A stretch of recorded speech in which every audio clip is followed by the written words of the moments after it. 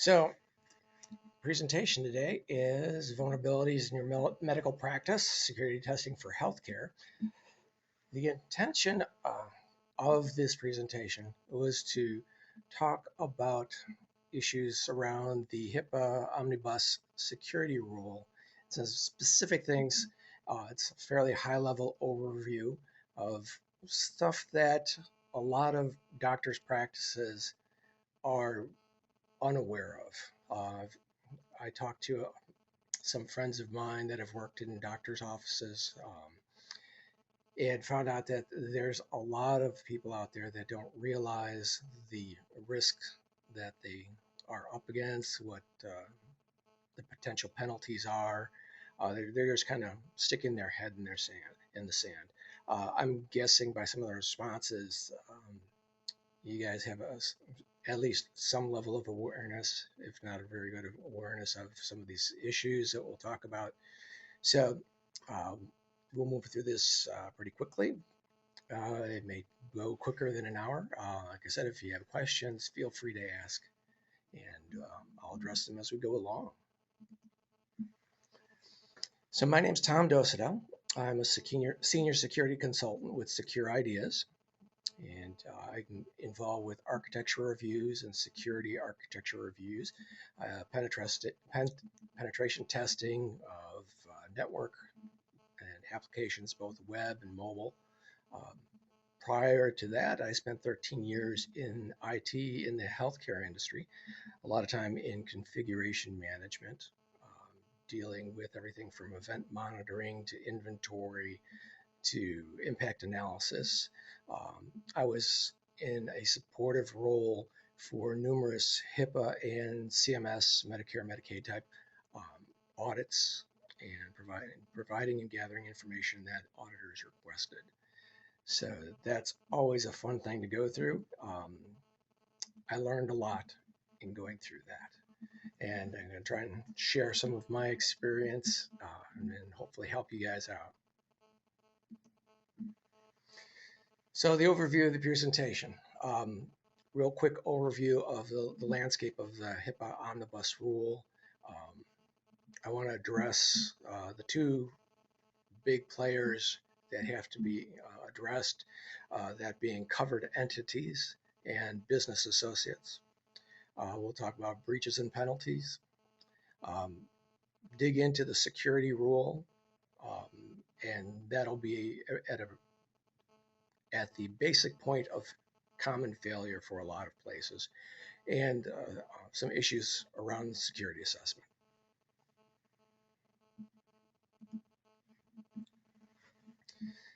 So the HIPAA Omnibus Rule has four major parts to it. There's the privacy rule, the security rule, breach notification rule, and the enforcement rule.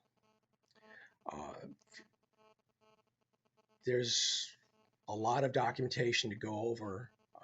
It's a lot of heavy reading, great cure for insomnia, very detailed, and at the same time, vague in some cases. As I mentioned before, we're going to be focusing on the aspects of the security rule because after all, this is a security talk. So the U.S. Department of Health and Human Services is the agency that HIPAA and the Omnibus Rule come from. So the Omnibus is a combination of HIPAA and some specific statutory pieces out of HITECH. HITECH came out of the economic stimulus package, and that was an incentive for doctors to start using electronic healthcare records. So there was a combination of monetary incentives and penalties. So the idea was we could take pieces of HITECH, combine them into HIPAA. It'll strengthen the privacy and security of the HIPAA rules. It ends up broadening the scope and adding some teeth to it. And by that, a good example of that, it empowers state attorney generals to prosecute in cases where there are breaches of PHI data. And it also opens the opportunity for civil lawsuits and class action lawsuits against companies that are breached.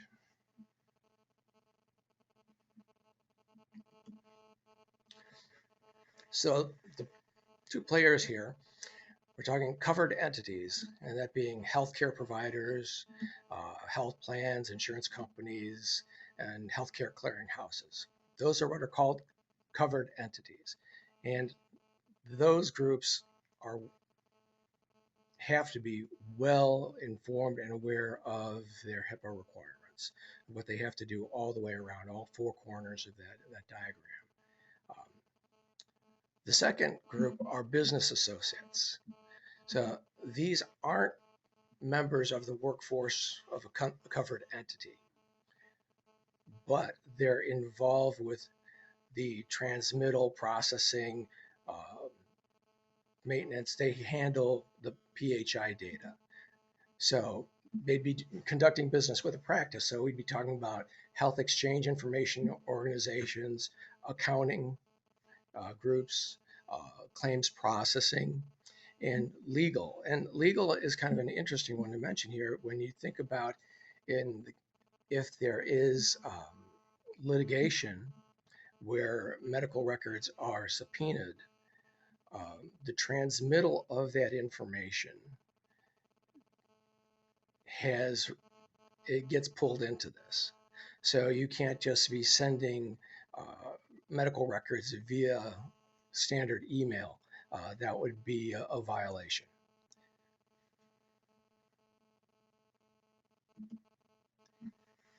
The last point there, you're a business associate and you get pulled into the scope of HIPAA Omnibus security if you create, transmit, receive, or maintain PHI data. If your activities involve any of those, you're a business associate and you have liabilities. So it's very typical for business associates and practices to have a confidentiality agreement signed. Okay. It's always good to have it on paper, but guess what? It's not, by not having it, doesn't mean that you get a get out of jail free card. You're still going to be held accountable, whether you have that agreement or not, if you're breached. It's better to have that agreement.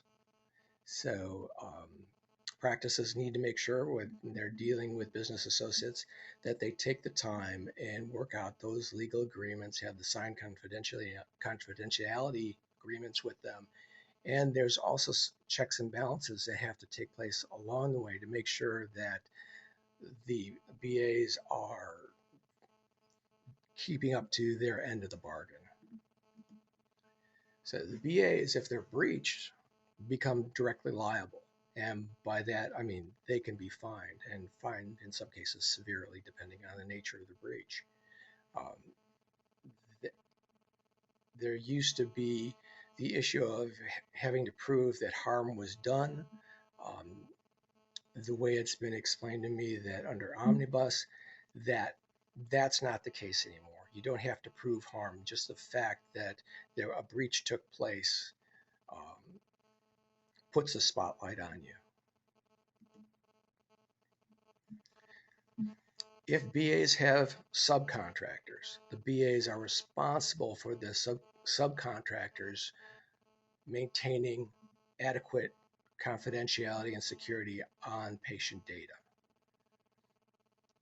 So they need to have agreements and do the validation that subcontractors are following the regulations for securing and protecting personal health information. If a BA is breached, they have to comply with the HIPAA breach notification rules. So essentially, they have to play by the exact same rules that the covered entities play by. So a fun little example, because this stuff is going to get boring, so maybe you recognize this gentleman of distinction. We have our patient here, patient Bruce Dickinson. his profession, he's a music producer, his address, and consider this a doctor's record that was part of a breach. This is the type of information that you don't want getting out. So it identifies who the individual is. There's doctor's notes about them complaining about a condition and what they think they should have for that to relieve their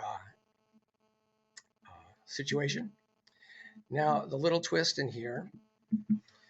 So in the doctor's notes, he says that his client claims that cowbell was the secret sauce of his success. Now, I put this in here because here's the hypothetical. So if there's a breach and Bruce Dickinson's PHI is disclosed with this information, he has the potential for claiming a civil suit because information about the secrets, proprietary information, the secret of his success was leaked, and that was damaging to his career, and that he should be awarded monetary compensation. But in today's world, security, it needs more cowbell. So breach penalties, how hard can it hit somebody? Well, some quick examples. There's a lot of them out there. They're not hard to find. I just want to cover some high profile ones, starting from low penalties to high penalties.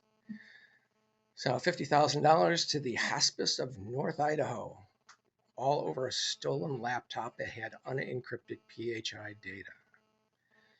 Now, part of the HIPAA security rule is that laptops, mobile devices, need to have data encryption enabled on the devices.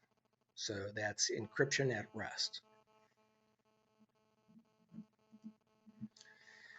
This one's one of my favorite examples. Phoenix Cardiac Surgery got fined $100,000, all because they posted a publicly accessible calendar that had patient appointment and surgical schedules. Something completely innocent as that. And that's a breach. That is exposing PHI to the world. So they get fined $100,000. So the fines, keep in mind, are just the fines. It doesn't talk about, the legal costs that are involved with this. It doesn't address the reputational cost. It doesn't address the remediation costs. Affinity Health Plan got whacked for $1.2 million plus over photocopiers. They returned photocopiers to leasing agents. These photocopiers, as many of you know, have hard drives on them. They actually keep copies of the things that were copied. So there's these image files with PHI data. They neglected to scrub the hard drives before returning them to the leasing agent, and that was a breach. There has to be a process in place when you're dealing with something like, in this case, the copiers. If they have hard drives that, even if they may potentially have PHI data, before they are removed or disposed of or returned, you have to have a process in place for ensuring that the data is destroyed. And not only a process for doing it, but you have to have the documentation of what that process is and documentation that shows that that process had been carried out. Next offender, Blue Cross Blue Shield of Tennessee. They had an external, a leased facility, and a bunch of hard drives were stolen. Hard drives were not encrypted. The drives contained electronic personal health information, and as a result, a $1.5 million fine. Again, two big things there: unencrypted drives, and they obviously didn't have sufficient security to keep them from being stolen out of that facility. The last one is the Alaska Department of Health and Human Services. They were fined $1.7 million for a USB hard drive with PHI data that was stolen from the vehicle of an Alaska Department of Health and Human Services employee's vehicle. So again, you can't treat these devices carefully enough. If somebody's going to be putting stuff on a USB drive, they have to have a good reason to. If it's going to be moved around, it needs to be encrypted at rest. If it's going to be moved around, it has to be adequately secured. There has to be policies and procedures documenting how that's done, logs of when it's moved. Essentially, it all has to be tracked. It needs to be a very tight process. PHI is an asset that you really have to keep track of, and maintain control over. That's how breaches happen. The majority of breaches that have come up have been theft related, and a good percentage of them were breaches on BAs and not covered entities. So it touches a lot of space. If you go to the Health and Human Services website, they have what they call the breach tool. And a lot of people refer to this as the wall of shame. Essentially, anytime a breach is reported, it gets put up on this site. URL's down there at the bottom of the screen. And at any point in time, you can see that. And right now, at the screenshot I have, it's sorted by the number of individuals affected, essentially the number of records that were lost in the breach. And you can see the type of breach on the right-hand side, and you can see loss, theft, unknown, theft. Each one of those columns you can sort by and get an idea for what type of breaches have been taking place out there and see how prevalent it is. There's also on the Health and Human Services site details of the example cases where it talks about in more detail what was involved with the breaches.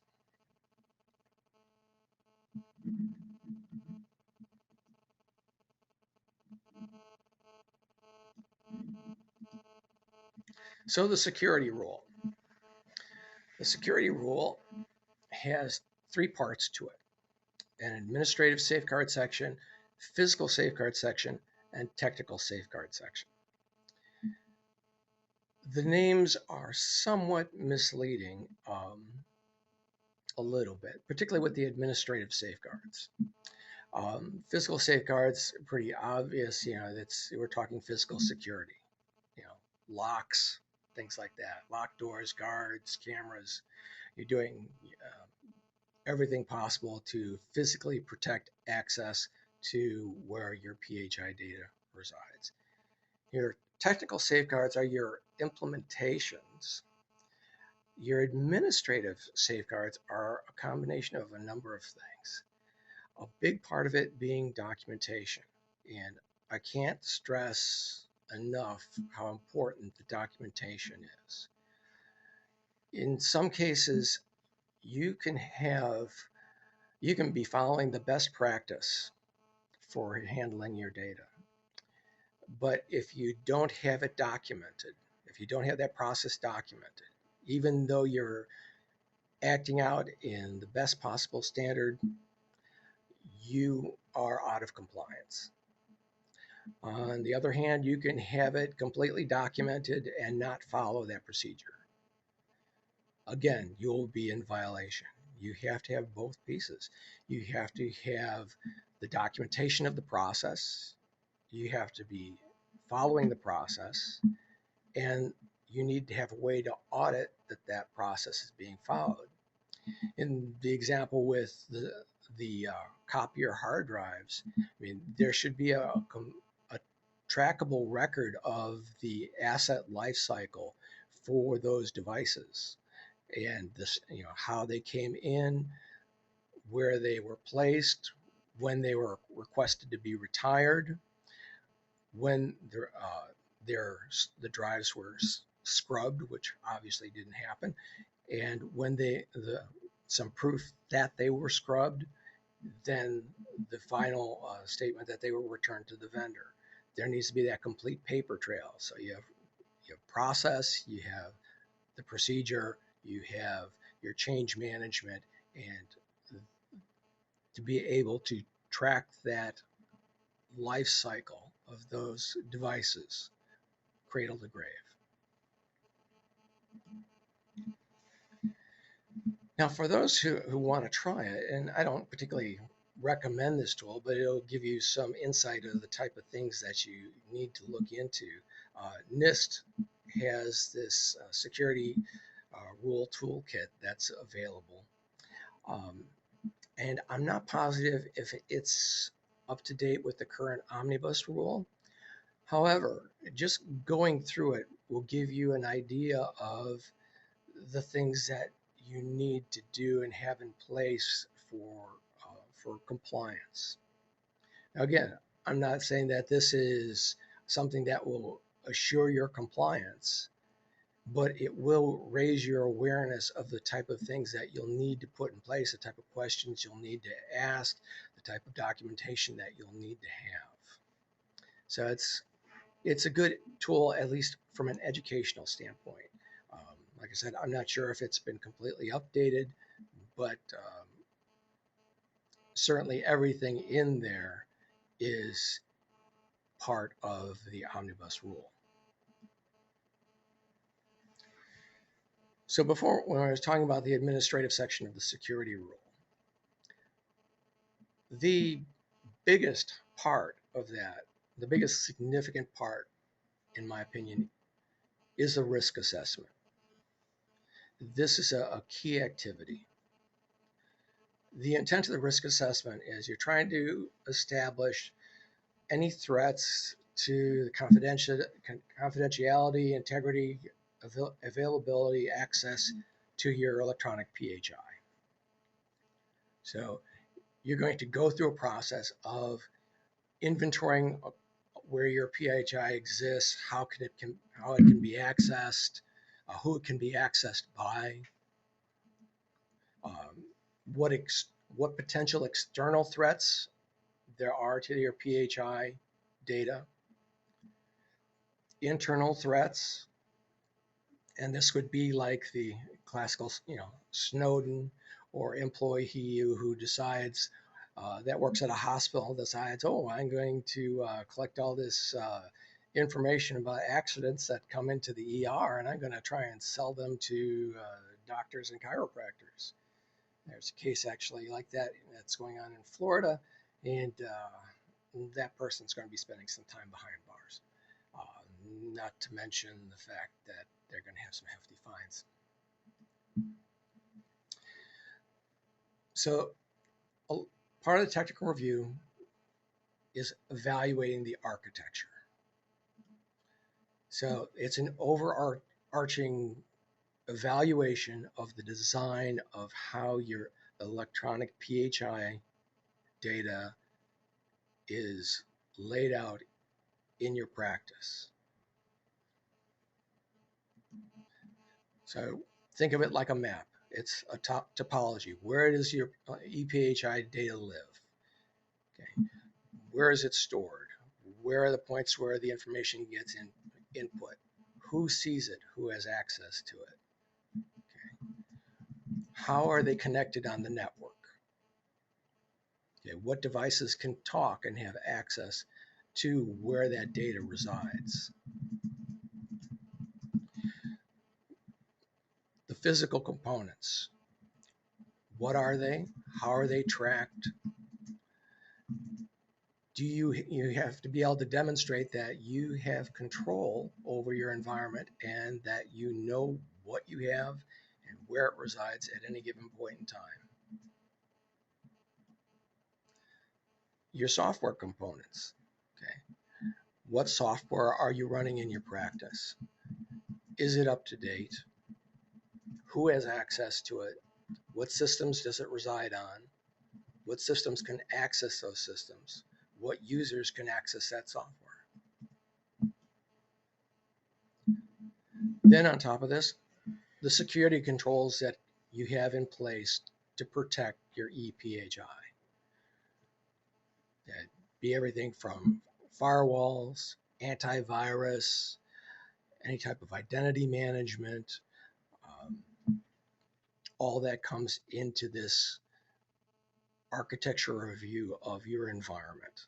So you're doing an inventory of all of these pieces and parts where your PHI data resides so that you know and you have documented where the bad guys could exfiltrate data.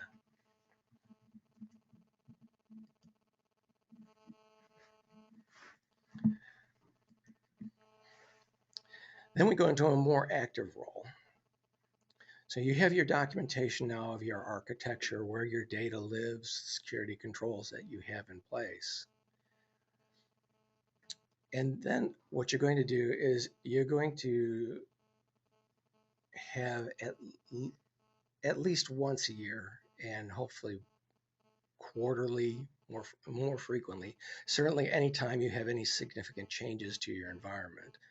Um, you want to be able to have that environment tested by a penetration tester. So you want to find out if your network can be breached and if your ePHI can be accessed, both from an internal standpoint or from an external standpoint. Um, External, in the case of going back to the cardiology practice that just had the calendar. Well, if that calendar application was hosted internally, uh, is there the potential that that application could be compromised via network access and get access to even more PHI data? There's an example there. Internal would be you're looking at segmentation of how your network is laid out and where from what points should you be able to get to the PHI data and which points shouldn't. So a penetration test will validate that. They'll try and go through various steps to access your network and compromise it.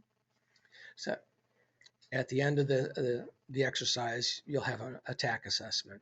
A good penetration testing process will give you a comprehensive report of the type of things that were done, what was found, and recommendations on how to mitigate the problems. So it's not a breach. It's something that it's a process that you go through to ensure that there is not a breach.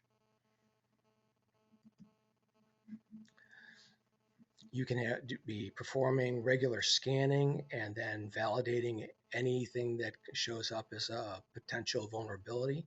Um, that's something, again, that you can, anytime there's a significant change to your environment, a new piece of hardware is added, it's a good idea just to go through the process of scanning and making sure that no ports are open that shouldn't be open, that from its position on the network, whether it can access PHI locations of your PHI data. If any of that is opens you up to a vulnerability, and it needs to be tested and validated. And if there is a threat point there, it needs to be addressed. Again, documentation, keeping track of it, all part of it.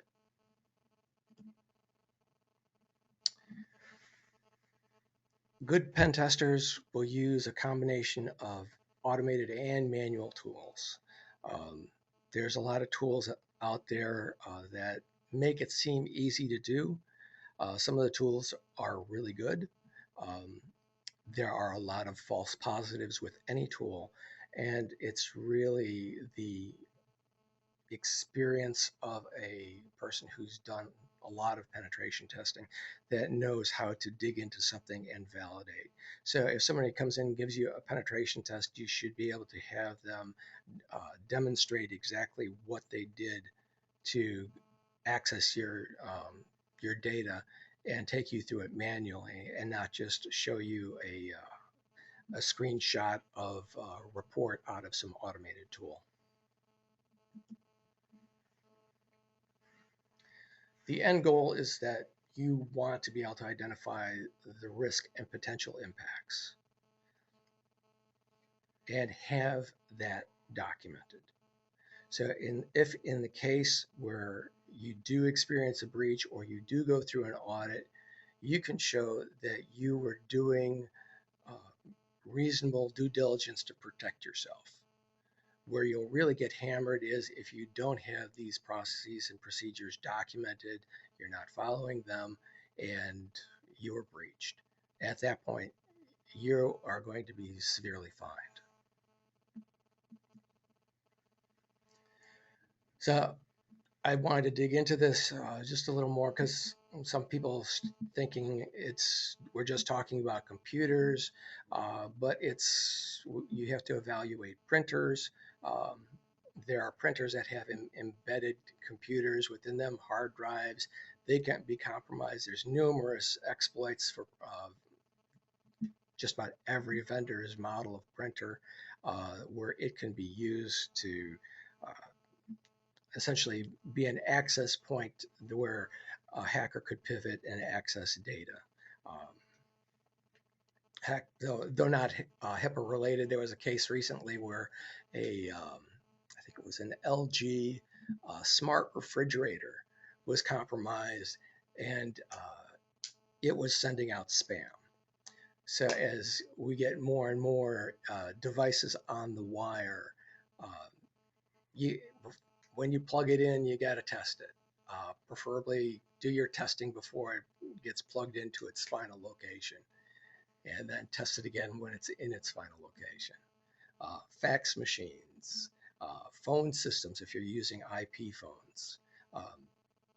Typically, you'll want those on a separate network. You don't want somebody taking the network jack from your phone system and plugging it into a laptop and being able to get to your where you store your EPHI information. If you have wireless networks, those have to be evaluated as well. Wireless is a huge threatscape. Um, Evaluation of looking at the configurations of these devices. What type of encryption is being used to protect the data in transit? Who has access to these devices? Okay, who maintains them? Who sets them up?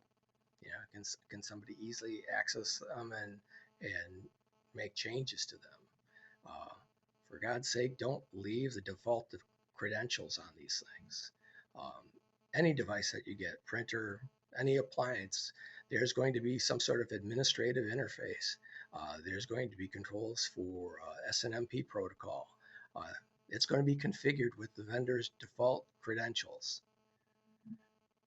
Whatever you do, make sure you go and change those and check them regularly to make sure that they don't get reset.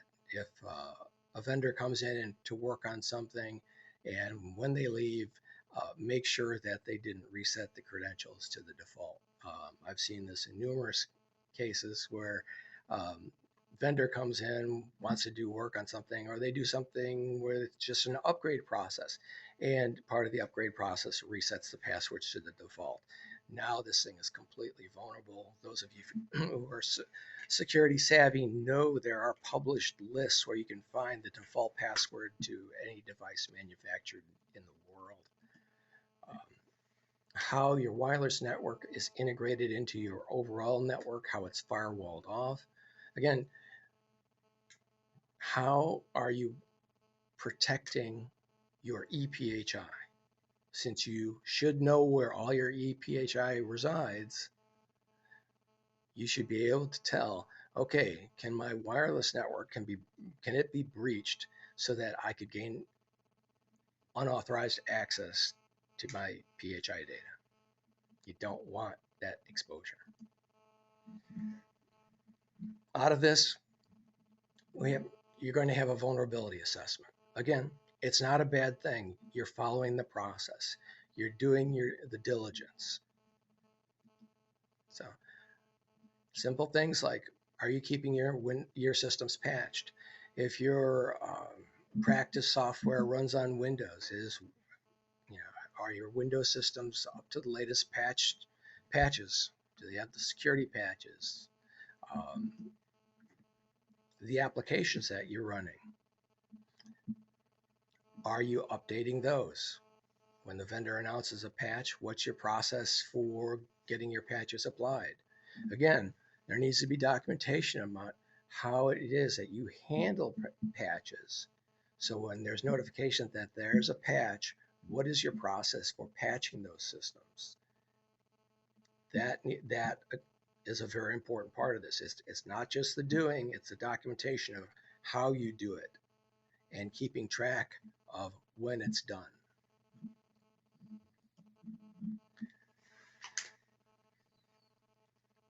In your vulnerability assessment,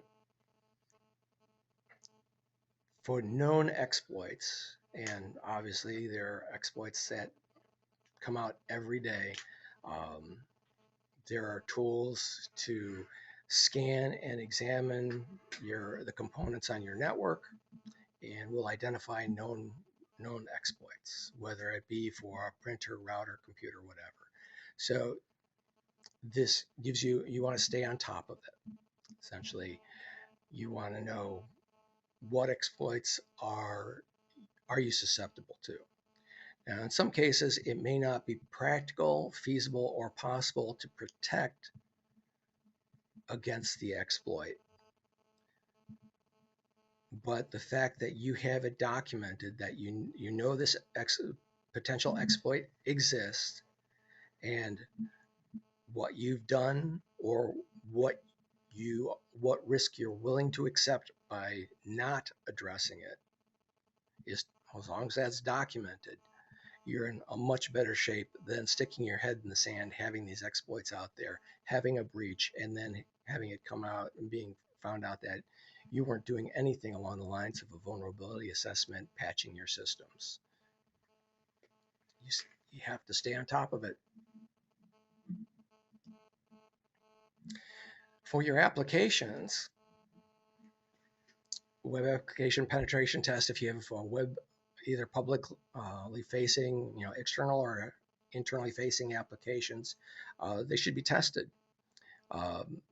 There are a lot of web applications that essentially you can do some really sneaky things with and gain access to data that you wouldn't think you'd be able to get to.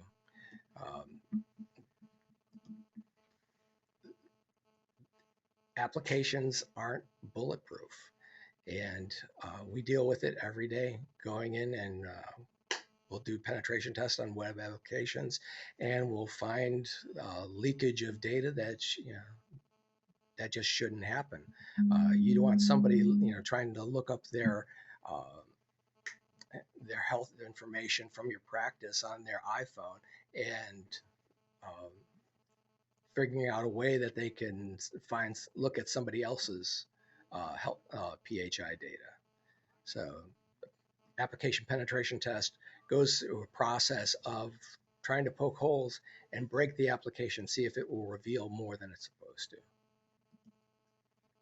Escalation of privilege is part of that, where we want to see if we can log into the application as one user, and then through a variety of techniques, can we make ourselves a different user? Can we give ourselves authority to change system configuration? Can we get the application to give us information that is out of scope for the application, but there's a back door or some vulnerability that a hacker could exploit. And then with any of these tests, there's the validation. If somebody comes and runs these tests, you want to have them provide documentation and be able to explain, okay, here's the test that we ran, this are the steps that we followed, and essentially be able to repeat it for you to show you that the threat is real and give you recommendations for remediation. Whether it be a web application or a mobile application, the same basic thing apply. The techniques are a little different. Web application, as it runs from your PC, may behave different than if it's coming from a mobile platform like an iPhone or Samsung Galaxy or a Windows phone. So you want those interfaces tested as well. There's a lot of things that you see, for example, link names on your computer that aren't visible from a mobile application. So in the process of a penetration test, there's tools to be used that give attackers and testers the ability to see what's being called and what's happening behind the scene, to examine the traffic and try and exploit that. So a good penetration test will look at all those things through the eyes of a hacker and be able to identify the vulnerabilities and tell you whether the application is safe or not.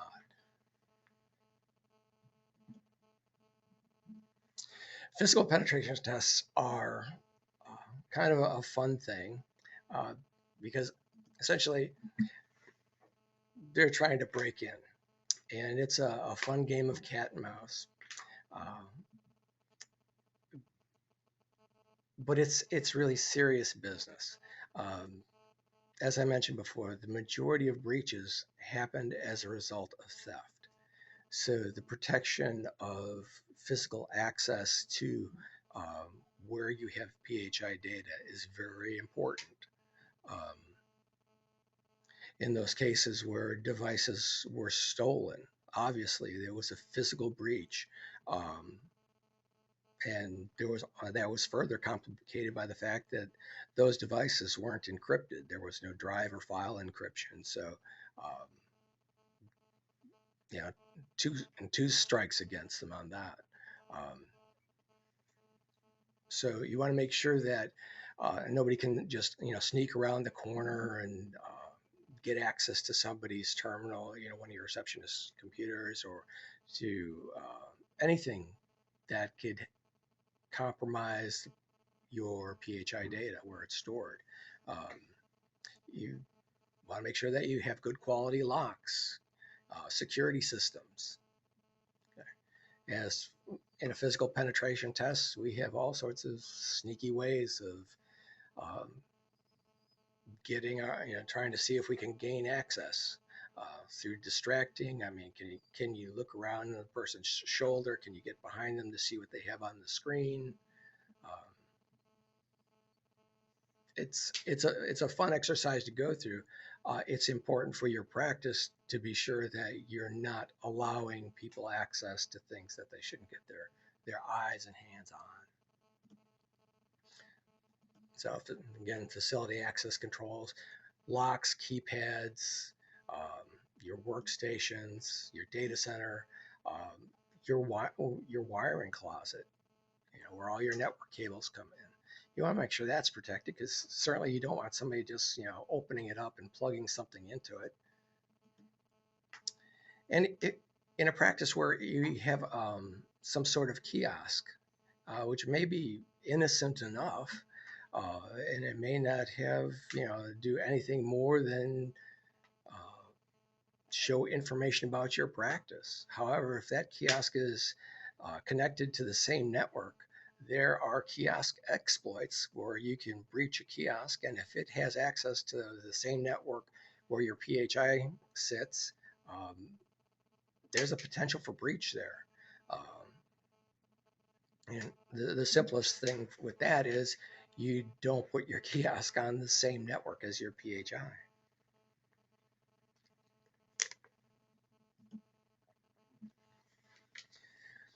And social engineering, the art of the con, phishing, email messages to get people to click on links. Those links will deploy viruses on their systems or malware. Then through that, essentially, they can gain remote control of your systems, and you could have your highest privileged user that is legitimately able to access PHI data, all of it. Malware essentially can allow remote control of their workstation and make it look as if the privileged user, is the one carrying out the activity, and they can just start pulling out medical records like crazy. Social engineering takes into account running phishing tests, making sure that uh, your people are aware of what type of things to click on and what not to, what type of questions they should answer, what things they should be suspicious of. Uh, the weakest link in the picture is people. We see it all the time. Um, Awareness training is key. And with all the training, the social engineering tests test the effectiveness of that training. So as part of your plans, your risk assessment plans, you're going to have sections in there talking about the type of training that you're delivering, the objectives of those training, and then a record of the frequency of how often the training is delivered and the people who have completed the training.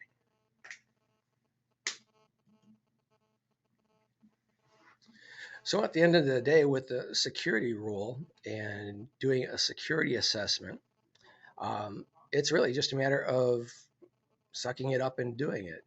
It's a lot of work, no doubt about that. It's better to do it than not do it. The penalties are really great and really could put your practice at risk. You don't want to suffer the consequences. You don't want to become omnibus roadkill. You don't want to find yourself on the wall of shame in any way, shape, or form. Protect that asset that's your ePHI data. The Health and Human Services website gives a really good overview of all that is HIPAA and Omnibus, and is a site that your HIPAA security person should be familiar with.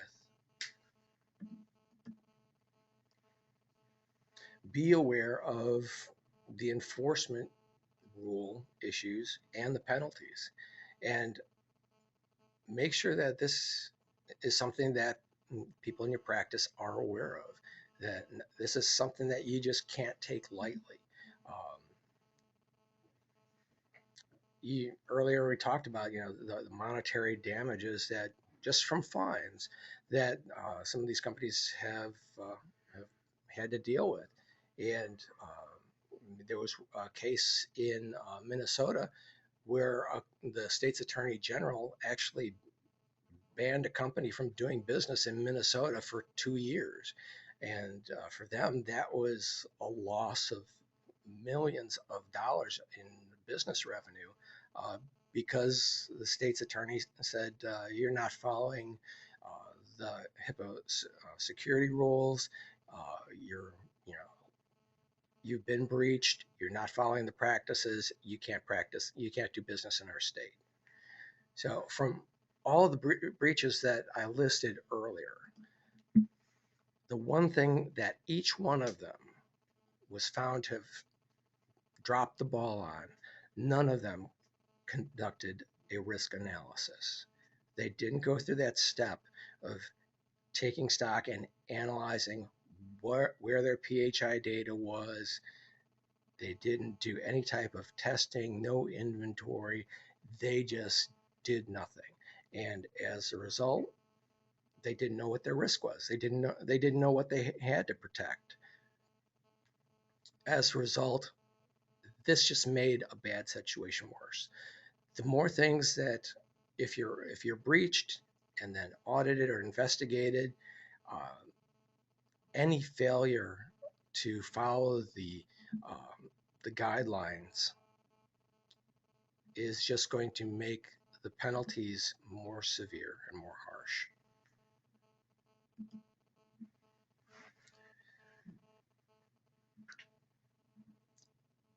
It's important that everybody in your organization has an awareness and sensitivity of how important this is.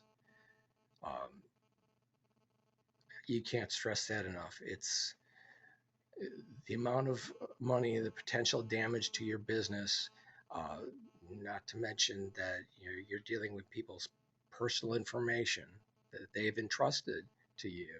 Um, it's nothing to be taken lightly. And your entire organization plays a role in protecting that data. And it's not just pamphlets that you hand out. It goes way beyond that. And that's from a security consultant's perspective, the security rule part. Um, there's a lot of work that goes into the analysis, the documentation, and the activities for protecting yourself against a breach. Everyone in your organization needs to be made aware of how important that is. And the attitude of just sticking your head in the sand or ignoring it is the worst possible thing that you can do, because the likelihood of being breached is very high. Um, if somebody can break into your office and walk out with a computer that has all your medical records on it, that's a pretty bad thing. That's a breach. That's something that, notifications go out, media gets notified, you're on the wall of shame, and then there's the penalties. So just as a little pump for the company I work for, Secure Ideas, we help companies by coming in and doing the type of analysis work that's involved with risk assessment. We'll do pen testing, we'll look at the network architecture, we'll do security reviews, we'll evaluate your network. These are all type of services that we provide. There are other companies out there that provide similar services. I'm partial to ours. We have some very innovative ways of doing it, and I'm quite proud to be working for this company. So with that, thank everyone for joining in and looking at the comments here. Thanks, Ben. That's cool. I don't know of anything specific in terms of radiology lab machines being exploited or used in an attack, but the best way to express that is if it's connected to the network, it has the potential to be breached. So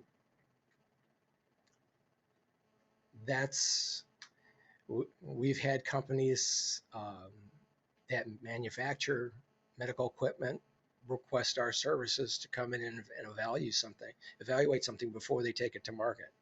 So we'll pen test a piece of equipment, and certainly you can do that with that.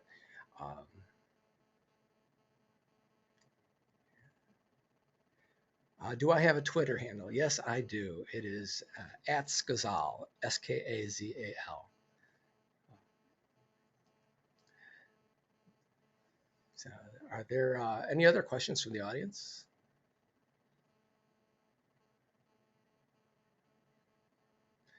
Going once, going twice. Going 3 times. Okay. Well, thank you again, everyone, for attending. I really appreciate it. I'm happy to have this opportunity to share the information with you. And we're going to be presenting a series of webinars throughout the year. check in at the our website, and they'll be posted there. I hope you all got something out of it, and I had fun giving it. So next time I talk, I hope to see some of you return, and there's some other great topics that we have that I'm sure you'll find of interest as well. So for now, this is Thom Dosedel, Senior Security Consultant with Secure Ideas. My email is tom@securideas.com, Twitter handle @Skazal. And with that, have a great day. Thanks.